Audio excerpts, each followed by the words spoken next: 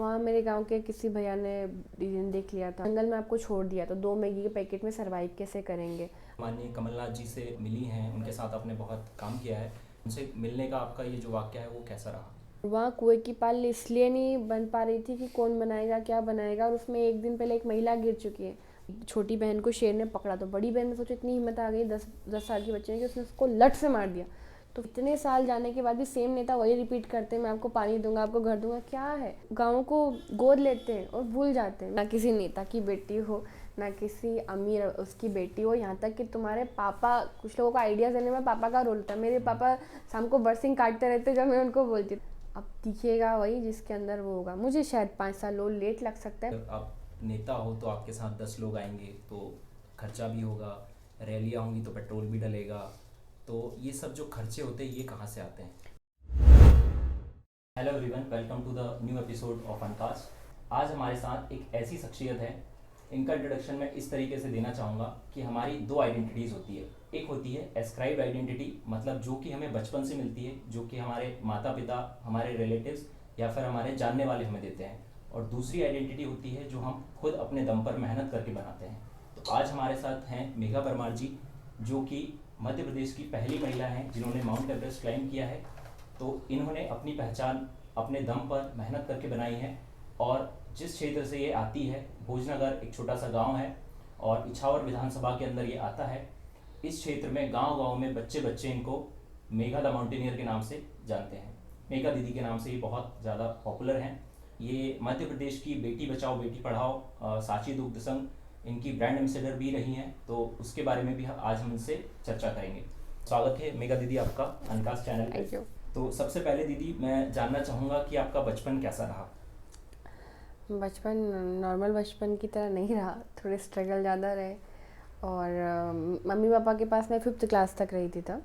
बाद में फिर मैं मेरे मामा साहब के घर पे रही। तो दूसरे के घर रहना बहुत टफ़ होता है, बहुत टफ़ होता है। आपको कुछ चीज़ें प्रॉपर आती नहीं, चोटी तक बांधना प्रॉपर नहीं आती, आपको जुएँ हो जाते हैं, पर आपका जुएँ निकालने वाला कोई नहीं होगा। आपके कपड़े, आपके उस समय वाइट यूनिफॉर्म थी, खुद को खुद के कपड़े धोना नहीं आता कपड़े, और दूसरों के घर के भी काम भी करना है, बहुत सारी चीज़ें होती हैं। तो बचपन मैं कहूँगी कि थोड़ा अच्छा, ज़्यादा बुरा, थोड़ा स्ट्रगल, थोड़ा परिपक्व करने वाला, और ठीक ठीक रहा है। ठीक ठाक रहा। इसके अलावा मुझे आप थोड़ा सा ये बताइए, आपका स्कूल या कॉलेज कहाँ से हुआ? अपने स्कूल या कॉलेजिंग कहाँ से? गांव से हुआ पहले, फिर मामा जी के घर से सरस्वती शिशु विद्या मंदिर में हुआ। फिर बॉयज़ कॉलेज स्कूल था हमारे यहाँ, क्योंकि वहीं पे मैथमेटिक्स था। तो हमारे यहाँ बड़ी मुश्किल से लड़कियों को सीट मिली थी अकोदिया मंडी में भी। तो हमने बॉयज़ स्कूल से मैंने 11th-12th किया। और स्कूलिंग ऐसी रहेगी, पढ़ने में मैं बड़ी सामान्य सी रही हूँ, मतलब कोई बहुत एक्स्ट्रा ऑर्डिनरी बिल्कुल नहीं रही टाइप नहीं थी। तो पढ़ने में थोड़ा कच्ची रही हूँ। तो बस पढ़ रहे थे, और आज पीएचडी कर रही हूँ इसी वजह से। तो स्कूलिंग कॉलेजेस ऐसे ही। तो ये पूरी जो जर्नी थी आपकी, इसमें मुझे ये जानना है कि कैसा, कौन सा वो मोमेंट था जब आपने डिसाइड किया कि मुझे माउंट एवरेस्ट क्लाइंब करना है? कॉलेज टाइम में, कॉलेज से पहले ऐसा कुछ नहीं था। कॉलेज टाइम में बच्चे बिगड़ते हैं, कभी सुधरते हैं। सो मैं एक बार वाटर पार्क चली गई थी गर्ल्स कॉलेज की लड़कियों के साथ ही। वहाँ मेरे गांव के किसी भैया ने देख लिया था। गांव पे फ़ोन हुआ कि उनकी छोरी उनका साथ पानी में यहाँ की जगह आई है। वो मोमेंट आज मेरे लिए वाटर पार्क बड़ा नॉर्मल और कॉमन चीज़ है, लोगों के लिए भी होगा, बट एक जो होता है ना कि कैसा छोटी छोटी चीज़ों का वो हो जाता है। घर गए, बोल रहे कि आज वाटर पार्क गई है, कल से पता नहीं कहाँ कहाँ जाइए, कुछ जल्दी से ब्याह करो। बट फिर से मेरे पापा ट्रस्ट करके मुझको भेजते कि कोई बात नहीं, पर आगे से चीज़ें ध्यान रखना कि जो भी करना, तुम अच्छा करोगे तो भी मेरे पे इम्पेक्ट होगा, बुरा करोगे तो भी इम्पेक्ट होएगा। मैं तुमको फिर से पढ़ने भेज रहा हूँ। वो जो चीज़ थी ना कि पापा ने भेजा, सब लोगों ने उनको ताना मारा, उनके नाक के लिए कुछ करना है, वो चीज़ वहीं से आई थी कि कुछ करना है कुछ करना है। तो कुछ ढूंढ रही थी उस समय में। और अखबार में पहली बार मिल गया था, अखबार में पढ़ा था मैंने कि एमपी के 2 लड़कों ने माउंट एवरेस्ट समिट किया, क्लिक हुआ, देन माउंटेनियरिंग की जर्नी स्टार्ट हुई।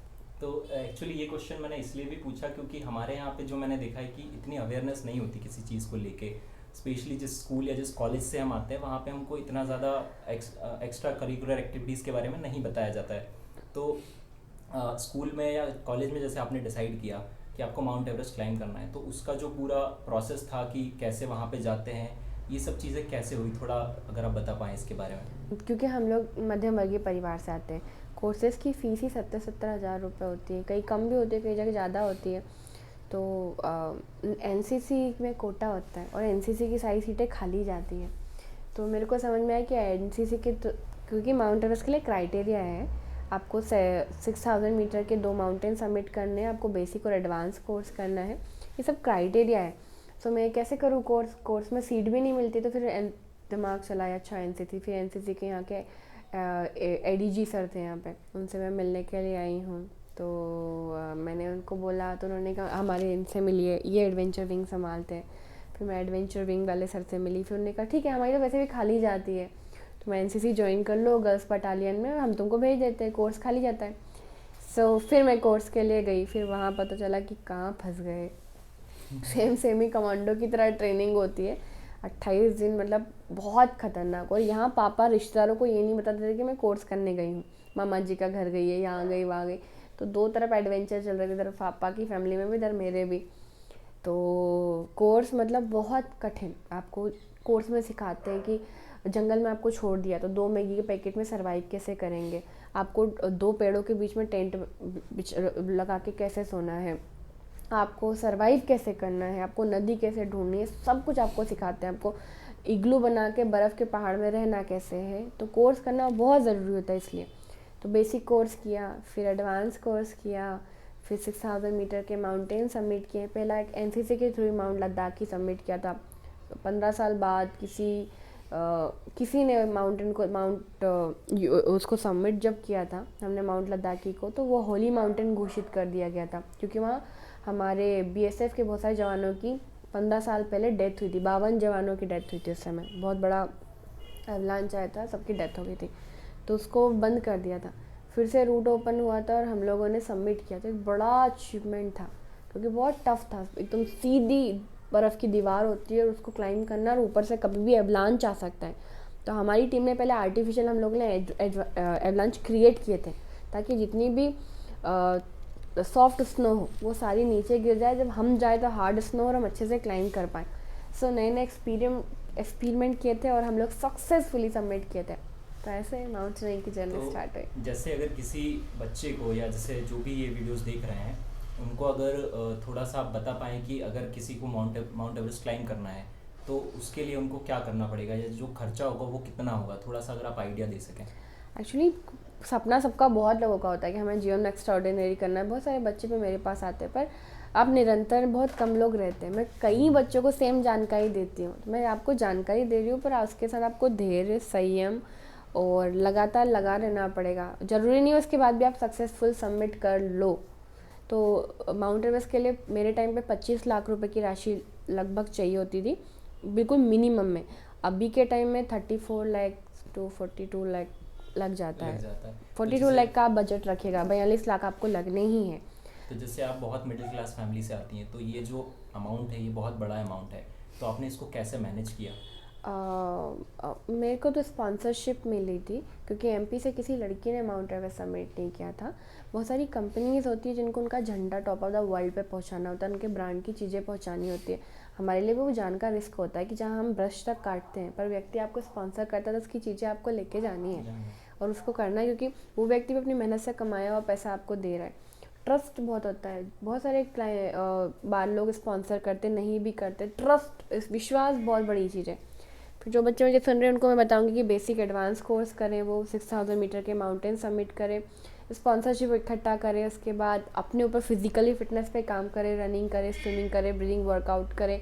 आपको 1 साल अपने आप को देना पड़ता है पूरा। इसकी ट्रेनिंग कहाँ पे होती है, किस जगह पे आपको जाके ये ट्रेनिंग करनी पड़ती है? भारत में इसके 5 इंस्टीट्यूट हैं, आपको ऑनलाइन जाएंगे तो मिलेगा। सबसे पहला, दुनिया का पहला इंस्टीट्यूट भी भारत में स्थापित किया गया था जवाहरलाल नेहरू जी के द्वारा, दार्जिलिंग में, हिमालय इंस्टीट्यूट ऑफ माउंटेनरी। हम कितने लकी हैं ना। एडमंड हिलेरी आए थे, उसके बाद Tenzing Norway sir continue Bharat में रहे थे, सो लकी। फिर नेहरू इंस्टीट्यूट ऑफ माउंटेनरिंग जो भारत का भी नंबर 1 पे है, निम बोलते हैं उसको, उत्तरकाशी में है। फिर आता है हमारा एबीमास, अटल बिहारी माउंटेनिंग इंस्टीट्यूट, जो कि हिमाचल प्रदेश में है। फिर अब हमारा आता है जिम इंस्टीट्यूट, जो कि जम्मू कश्मीर पहलगाम में है। फिर आता है हमारा नीमास, जो कि रिसेंटली स्टार्ट हुआ है, ज़्यादा टाइम नहीं हुआ है, अरुणाचल प्रदेश में। तो वहाँ पे और भी बहुत सारी चीज़ें, पैराग्लाइडिंग, पायलट हो गया, स्कीइंग हो गया, सारी चीज़ें होती हैं। तो आपने किस वाले इंस्टीट्यूट से किया था ये 5 मैंने साल अटल बिहारी माउंटेन इंस्टीट्यूट से बेसिक कोर्स किया था। एडवांस कोर्स मैंने Himalayan institute of mountaineering Darjeeling से किया था। अब हम थोड़ा सा पॉलिटिक्स की तरफ जाएंगे, क्योंकि आपने रिसेंटली पॉलिटिक्स ज्वाइन की है और आपने समाज सेवी के रूप में भी बहुत काम किया है। स्पेशली जिस विधानसभा क्षेत्र या जिस गांव से मैं हूँ, एक और इंटरेस्टिंग फैक्ट बता देता हूँ, दीदी का जो घर है वो मेरे घर से बस 3 किलोमीटर की दूरी पे है। उसी क्षेत्र से आप इसीलिए आप परिवेश को भी अच्छे से समझते हैं और इसीलिए समझते हैं कि कितना मुश्किल है निकलना। हाँ, बहुत, मतलब ये सिर्फ कैमरे पे बोलने के लिए नहीं है, एक्चुअल में ये बहुत डिफ़िकल्ट चीज़ है और हमारे लिए बहुत प्राउड की बात है कि हमारे उस समाज से जहाँ पे अब तो बहुत ज़्यादा चीज़ चेंज हो गई, लेकिन पहले लड़के और लड़की में बहुत अंतर हुआ करते थे। उस समाज से आप निकल के आई और आपने उस पूरे क्षेत्र को समझा, वहाँ की ज़रूरतों को समझा। तो हम थोड़ा सा पॉलिटिक्स पे चर्चा करने की कोशिश करेंगे। तो मेरा सवाल ये है कि आप जैसे माननीय कमलनाथ जी से मिली हैं, उनके साथ आपने बहुत काम किया है, तो ये आपकी ये शुरुआत कहाँ से हुई पॉलिटिक्स में? आपने कैसे जो है एंटर किया? उनसे मिलने का आपका ये जो वाक़या है वो कैसा रहा? ओके, सो मेरा कोई राजनीति में आने का मकसद नहीं था। मेरा जीवन बहुत सही मायने, मेरी माँ के शब्दों से सुने तो उनका मानना था कि बहुत अच्छा चल रही, तू क्यों जा रही ना दलदल में। उनका मानना ये था कि मेरे को नहीं लगता दलदल, पर मेरे पेरेंट्स को लगता था कि मैं प्रोग्राम्स कर रही थी, लाइफ साइड थी, जॉब थी, घर थी, गाड़ी थी, जो एक मम्मी पापा को लगता है आज छोरी 27 साल की है, फ्यूचर सिक्योर है। और फिर राजनीति में आना मतलब सब कुछ ज़ीरो से शुरू कर देना और सब कुछ पीछे का ख़त्म कर देना। कई बार आपकी उपलब्धि भी फिर पॉलिटिक्स में आने के बाद धीरे धीरे धुंधली होने लग जाती है। आपकी पीछे की चीज़ें लोग भूल जाते हैं और अब एक नए सिरे से आप और शुरुआत करते हैं। उसको बहुत बहुत चीज़ें बदलती है आपके निजी जीवन में, आपके मेंटल, आपके फिजिकल, सब में बदल जाती है। आपके पारिवारिक, आपके सामाजिक, आपकी पर्सनल, आपकी प्रोफेशनल लाइफ। तो बहुत सारा ऐसा था, मेरे को सिर्फ एडवेंचर करने थे। मुझे अभी भी है कि मुझे एडवेंचर करना है, मुझे पैराग्लाइडिंग, पायलट, ये सब कोर्स करने थे। पर जब मैं वापस गांव आती थी, जब जब प्रोग्राम्स करने के बाद, तो मुझे लगता था जहाँ से मैंने शुरुआत की थी, मेरे आसपास के भैया बहन बाहर निकल जाने चाहिए, वो वहीं अटके हुए थे। ना पढ़ाई ना कुछ, तो मन झकझोरता था कि आप इतना दुनिया में अचीव कर लेते हो, फिर आप वापस आते हो तो आपकी सफलता व्यर्थ है। मैं उन लोगों पे सबसे ज़्यादा नफरत करती हूँ जो बहुत मुश्किल से उनके पेरेंट्स या उनके आसपास के परिवेश, हमारा बेटा हमारा बेटी करके उनको पढ़ाते लिखाते, बड़ी बड़ी जगह जॉब करते हैं, उन लोग विदेश में सेटल हो जाते हैं और फिर उनके लिए वो विदेश बन जाता है और उनके बच्चों को वो जनरेशन देते हैं। तो भैया आपको वापस लौटना चाहिए जहाँ से आप निकले हो, वरना आपकी सफलता व्यर्थ है, बिल्कुल व्यर्थ है, शून्य है। यदि आप जहाँ से हो वहाँ कुछ परिवर्तन ना ला सको तो आप कुछ भी अचीव कर लो, देश के प्रधानमंत्री बन जाओ और आपके आसपास के लोगों की वही स्थिति है, फिर सब कुछ व्यर्थ है। क्या किया आपने, कुछ अचीव किया क्या? तो मुझे यही लगता था हमेशा। मैं वापस आती थी और फील होता था मुझको। फिर मुझे सडनली लगा कि नहीं, मुझे मैंने सोशल चीज़ें भी की। सोशल वर्क करने के बाद भी आपको फील होता है एक टाइम कि आपको कई डिसीजन आप नहीं दिलवा पाते। मैं बेटी बचाओ बेटी पढ़ाओ की ब्रांड एम्बेसडर थी, 4 विभागों की ब्रांड एम्बेसडर थी, मैं वर्क करती थी, वहाँ कलेक्टर वगैरह सब मिलते थे।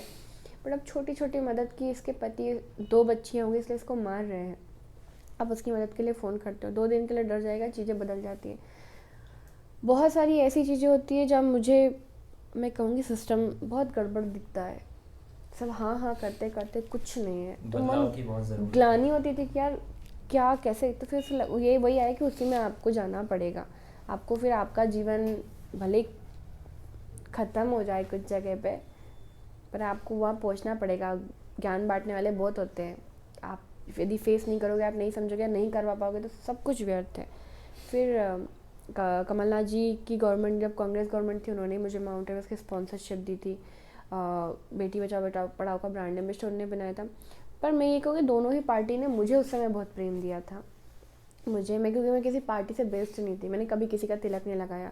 मैं सारे मंचों पे जाती थी, पॉलिटिकल, प्रोफेशनली, दोनों ही जहाँ प्रोग्राम होते थे, दोनों पार्टी जो कैप्चर करती थी, क्योंकि खिलाड़ी के लिए वो खिलाड़ी है, उसके लिए कोई पार्टी वार्टी मायने नहीं रखती। सो देन कुछ इंसिडेंट ऐसे हुए कि एक गांव में मैं गई, ब्रांड एम्बेसडर थी तब। वहाँ कुएं की छोटी सी पाल के इंसिडेंट से स्टार्ट हुआ था। जामली गांव था और वहाँ कुएं की पाल इसलिए नहीं बन पा रही थी कि कौन बनाएगा क्या बनाएगा, और उसमें एक दिन पहले एक महिला गिर चुकी है। मैं रात को ही, हम लोगों लगा कि हम वेट कर रहे हैं कि कोई बच्चा मरेगा, उसके बाद हम बोले, बच्चा खेल रहे थे दूसरे दिन गई, मैंने उसकी दीवार बनाई, देन मैंने पॉलिटिक्स में एंटर किया। फिर चुनने की बारी आई तो भी यही था कि कहाँ काम होते हैं, तो फिर मैंने वैसे चुना। एक और चीज़ मैं आपसे पूछना चाहूँगा, जैसे मैंने थोड़ा सा पहले कुछ समय पहले देखा था कि आपने 2 बच्चियों को का एजुकेशन स्पॉन्सर किया है, तो उसका क्या किस्सा था, उसके बारे में थोड़ा बताइए। सेम मैं वैसे ही बताऊंगी कि मैं हमेशा दिल की सुनती हूँ, जो भी चीज़ें होती हैं वो मैं भी नेता बन गई हूँ ना थोड़ा थोड़ा तो मैंने भी वैसा किया। एक मोया पानी गाँव है, उसमें वो बच्चियों शेर 2 बच्चियाँ हैं वो, और एक छोटी बहन को शेर ने पकड़ा, तो बड़ी बहन ने सोचा इतनी हिम्मत आ गई 10 साल की बच्ची ने कि उसने उसको लट से मार दिया। तो फिर उसने दूसरे गांव के जो लोग थे उन पर हमला करना शुरू कर दिया, बस उसने उसकी बहन की जान बचा ली। उसका बहन का पूरा कंधा ये सब कटा हुआ था, दांत वाँत से। मैं इनसे अस्पताल में मिलने गई, फ़ोटो आया, पेपर में छपा, मेघा परमार जी गई इनसे मिलने के लिए, ये ठीक है। 2 दिन बाद मेरा मन फिर मेरे को ग्लानि करा कि मैं वही कर रही हूँ जो दूसरे लोग करते थे। उस टाइम आप पॉलिटिक्स में आ चुके थे। अभी भी मेरा वही मन है, मैं ये हमेशा दिल से करती हूँ जो भी करती हूँ, कि मैं भी वही कर रही हूँ जो दूसरा कर रहा है। फिर मैं उनसे फिर मिलने गई, फिर मैंने उनसे पूछा, सब मिलने आए थे उनसे, तो उन्होंने कहा कि क्या, तुमने कहा कि मैं पढ़ना चाहती हूँ अच्छे स्कूल में। उसकी बड़ी बहन ने कहा बड़ा अच्छा स्कूल जहाँ पे इंग्लिश पढ़ाए, जहाँ पे सर मैडम बोले। कहा ठीक है डन। फिर अब मेरा कमिटमेंट फिर वही हो जाता कि 1 साल के लिए यदि मैं उनकी एजुकेशन गोद लेती तो मैंने वही नेता वाला काम किया कि मैं कुछ टाइम के लिए आई, हाँ सब छप गया। आप किसी को दो तो पक्का काम दो ना। यदि आज मैं नेता हूँ तो मेरा एक क्लियर है, जो मेरी डायरी में थॉट लिखा कि मैं कभी जीवन में कच्चा काम नहीं करूँगी। कच्चा काम ऐसा नहीं कि मुरम डाल दी, लोगों को गपला दिया। बनाओ तो पक्का बनाओ, कच्चा काम कुछ नहीं करना मेरे को, मेरे जीवन में पक्का काम करना। सदैव एक लाइन है, कच्चा काम नहीं पक्का काम। बच्चियों से मिली तो फिर मैंने उनकी एजुकेशन 12वीं कक्षा तक गोद ली। उनके पापा बहुत बारेला समाज के आदिवासी समुदाय के, जो मुझे पता नहीं था, बाद में पता चला मुझे। और फिर उनको विश्व ज्योति स्कूल में डाला, इछावर के सबसे अच्छे कॉन्वेंट स्कूल में। जब वो 1 महीने मैंने कहीं कुछ किसी को नहीं बताया, क्योंकि वो बच्चियाँ भाग भी तो सकते हैं ना जब उनको इंग्लिश नहीं समझ में आएगा, पढ़ाई नहीं आएगी। 1 महीने बाद जब मैं उनसे मिली, वो इतनी खुश थी, उनको इतना प्रेम, इतना अच्छा समझ में आया। तो उनकी एक्स्ट्रा क्लासेस लगवाई, उनको हॉस्टल में रहने का भी पूरा पे किया, क्योंकि गांव से वो आ नहीं पाते थे। तो आप जब घर जाके सोते हो और आपको लगता है कि आपने 2 लोगों के जीवन में कुछ दिया है, ऊपर वाले ने आपके हाथों को इतना क्षमता दिया है, फिर आपको अच्छा लगता है। आज वो बच्चियाँ 12वीं कक्षा तक कंटिन्यू पढ़ेंगी, मुझे यकीन है वो दोनों जिस भी फील्ड में जाएंगी बहुत अच्छा करेंगी। बस उसके अलावा आपका गाइडेंस भी उनके साथ रहेगा। वो तो सदैव, वो तो प्रेम हम लोगों के लिए। ऐसी ही मेरी एक स्टूडेंट थी, है अभी भी, किट्टू सौरभ टांग, जो भारत की पहली किन्नर है जो माउंट लबूचे गई हैं। कल ही वो मेरे बर्थडे के दिन मेरे साथ पूरे दिन थी। आज वो चंडीगढ़ के कोर्ट में बैठती हैं, उनका नाम चलता है पूरे एरिया में। यहाँ जब वो मेरे पास 3 साल रही थी तब उनको किन्नर अखाड़े ने कान का पर्दा फाड़ दिया था। तो आप भी मिले हो ना उनसे, किट्टू से। तो किसी ट्रांसजेंडर को आप अपने घर में लाते हो और उसकी फैमिली उसको एक्सेप्ट करे, बहुत बड़ा चीज़ हो जाता है। उसको चेंज करना है, क्योंकि पहले जब हम लोग, मैं नहीं थी, 1-2 बार गैप हुआ, राशन लेने गई तो राशन वाला वो नहीं देता, उनको तुरंत कपड़े उतार देना। आप उसका वो माइंड सेट चेंज करो कि नहीं, ये सबके अलावा तुमको लाइफ में इतिहास रचने के लिए पैदा किया है। उसे वर्कआउट के लिए डेली मैं स्टेडियम छोड़ती थी। आज जिस मुकाम पे वो है, मेरे को यहाँ से संतुष्टि है कि मेरे जीवन में मैं कुछ तो करी हूँ। आज किट्टू को मैंने हमेशा एक ही लाइन दी कि तुम्हारा जन्म ताली बजाने के लिए नहीं, ताली बजवाने के लिए हुआ है, इतिहास रचने के लिए हुआ है। वो पहाड़ चढ़ी, आज वो योगा सीखी, योगा का कोर्स करा उन्होंने भोपाल से, योगा सिखाती हैं, ऑनलाइन क्लासेस लेती हैं, कोर्ट में बैठती हैं, काम करती है, 10 लोग उनके पास आते हैं, 3 वकील आज उनके अंडर में है। मुझे लगता है मेरे जीवन में मेरी एक स्टूडेंट इतना अच्छा करके अचीव करती है, तो वो सेटिस्फेक्शन देता है। वो एक अच्छा जो पॉलिटिशियन होता है, एक अच्छा जो नेता होता है, वो आपकी नज़र में कौन है, या कैसा होना चाहिए उसको? एक तो लोगों को बुद्धू नहीं बनाना चाहिए। मुझे उन लोगों नेताओं से बहुत बहुत प्रॉब्लम होती है जो लोगों को बोल देते हैं हाँ हम करेंगे। नो, क्लियर बोलो, हाँ या ना। जो आस होती है ना, वो बहुत ख़तरनाक होती है। आप किसी का आस लगाए, वो यहाँ से भी गया, वहाँ से भी गया, और वो वेट कर रहा है। सोचो ऊपर वाला उसको कितना वो करता होगा। तो मुझे क्लियरिटी, आपको जनता को क्लियर बोलो, आप उसका काम कर पाओगे या नहीं कर पाओगे। अटका के मत रखो। ये गपलाने वाला काम मुझे सबसे गंदा लगता है। एज ए जितने भी राजनेताओं को मैं देखती हूँ, मुझे उस चीज़ से बहुत नफरत है, बहुत। मैं नहीं करती हूँ, ना ही मैं किसी को करने देती हूँ। जो मेरा लीडर है वो भी ये नहीं करता। क्लियरिटी, कमिटमेंट भी सेम इसी से आ जाता है, कच्चा काम पक्का काम से।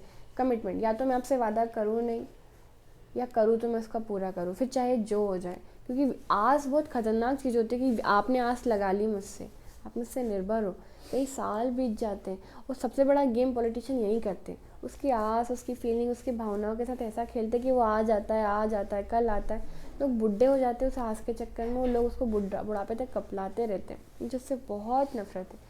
तीसरा, आप नेता किस लिए बनो? पैसे कमाने तो बिजनेसमैन बनो। मैं बनती, मेरे को पैसे कमाने थे तो मैं बहुत अच्छा, मेरा बिजनेस माइंड है, मैं बिजनेस करती, मुझे पैसे नहीं कमाने, क्योंकि मुझे पैसे कभी भी अपनी तरफ आकर्षित नहीं करते, ना ही फील होता है। जितना है वो मैं कर लूँगी। आपको यदि सेलिब्रिटी बनना है तो आप कुछ ऐसी चीज़ करो, जो तो टिकटॉक पे इजीली सेलिब्रिटी बन जाते हैं, ऐसी चीज़ करो जो आपको ऐसे सेलिब्रिटी इजीली बना दे। आप हॉलीवुड में जाओ, आप अपना खुद का चैनल करो। और यदि आपको सीरियसली काम करना है और पावर के थ्रू काम करना है, करवाना और अच्छे काम करवाना जिस जगह, तो आप राजनेता बनो। वरना बहुत सारे ऑप्शन हैं। लोगों की आस के साथ और भावनाओं के साथ खिलवाड़ मत करो। ऐसे पॉलिटिशियन, मुझे लगता है कि बेसिक नीड्स इतने साल जाने के बाद भी सेम नेता वही रिपीट करते हैं, मैं आपको पानी दूंगा, आपको घर दूंगा। क्या है? अब तो बात डेवलपमेंट की होनी चाहिए थी कि हम किस समय जी रहे हैं, कितना कुछ अलग देना चाहिए था। स्कूल अब नहीं देना है, स्कूल में हम क्या मॉडर्न स्कूल दे सकते हैं, इन पे बात होनी चाहिए। मॉडर्न विलेज दे सकते थे। नेता लोग गाँव को गोद लेते हैं और भूल जाते हैं। मेरे गाँव के पास एक खामखेड़ा गाँव है। आज़ादी के इतने साल बाद में जब उस गांव में इस स्थिति को देखती हूँ तो मेरे को लगता है क्या है, एक कुआं है, इतना ख़राब पानी है जिससे हम नहाते तक नहीं, वो पानी पी रहे हैं। गांव में एक आदमी नहीं है, सारे दूसरों के घर हाली लगने घर गए हैं। गांव में एक महिला नहीं है क्योंकि दूसरों के घर काम करने गई हैं। गांव में बच्चे स्कूल नहीं जाते क्योंकि बुजुर्गों की दिन भर केयर करना है। आप इमेजिन कर सकते हैं आज भी हम कहाँ हैं, और ये भोपाल से करीब की जगह में ऐसी स्थिति है, तो न जाने दूर दूर क्या होगा।